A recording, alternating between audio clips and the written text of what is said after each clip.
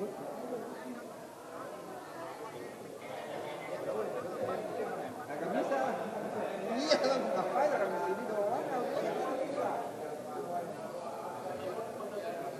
bisa. Konsekuensi jabatan saya ini adalah tanggung jawab kepemimpinan saya yang selama 3-4 tahun ini memimpin pertanian di dalam rangka memenuhi kebutuhan pangan nasional, di dalam rangka memenuhi ketersediaan pangan, di dalam rangka melaksanakan keterjangkauan pangan Indonesia dalam kondisi COVID.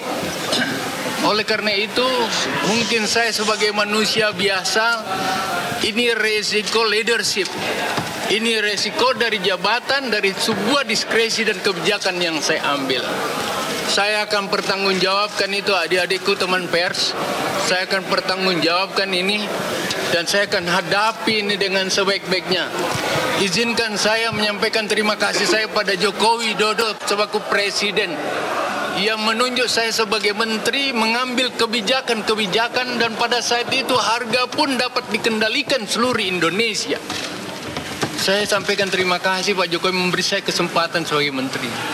Apapun akibat dari sebuah kebijakan, ini resiko jabatan bagi saya.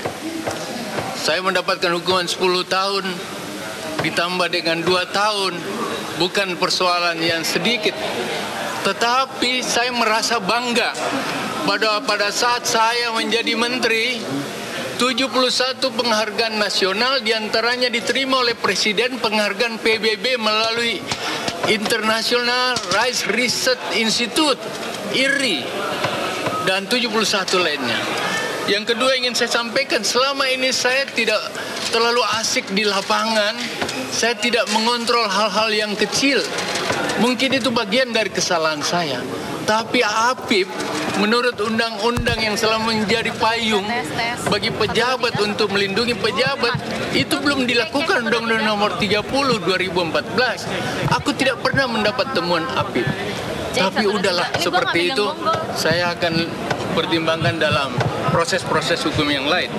Yang kedua, saya tidak pernah menerima atau megang uang yang dituduhkan untuk saya bayar-bayar sendiri. Uang ini orang lain yang bayar dan berproses sesuai SOP yang ada. Saya ingin sampaikan bahwa di masa COVID, ketersediaan pangan dengan harga pangan yang terkendali sekarang ini, termasuk ekspor saya naik 3 kali dari 200 menjadi 600 triliun. Kontribusi pertanian di atas 2.400 triliun.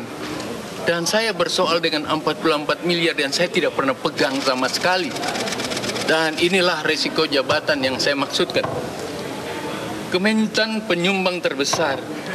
Terakhir anak-anakku sekalian pers, terima kasih banyak. Kali ini kutip dengan baik apa yang saya sampaikan. Terima kasih Pak Surya Paloh yang selalu mengajarkan saya terhadap masalah kebangsaan. Maafkan saya kalau tentu sebagai manusia ada yang keliru.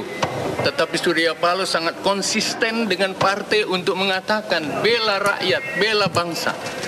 Kalau saya harus terpenjara atas nama itu semua, saya minta maaf pada seluruh jajaran dan juga maaf saya kepada keluarga saya. Maaf saya kepada semua orang Bugis, Makassar, Mandar, dan Toraja yang selama ini banyak memberikan support sama saya.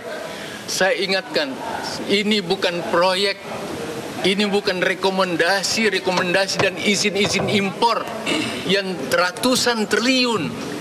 Kalau saya mau korupsi, ini bukan. Yang ditarik adalah skincare, yang ditarik adalah pembelian parfum dan lain-lain. Maafkan saya adikku, mohon tertib karena kita berproses hukum. Saya minta maaf kalau tadi ada seperti itu. Tidak ada niat seperti itu. Saya lah yang tempatmu sebagai bapak, sebagai kakak. Saya minta maaf pada teman-teman pers. Dan mudah-mudahan tidak ada pejabat yang takut mengambil kebijakan untuk kepentingan rakyat dan bangsa hanya karena persoalan saya.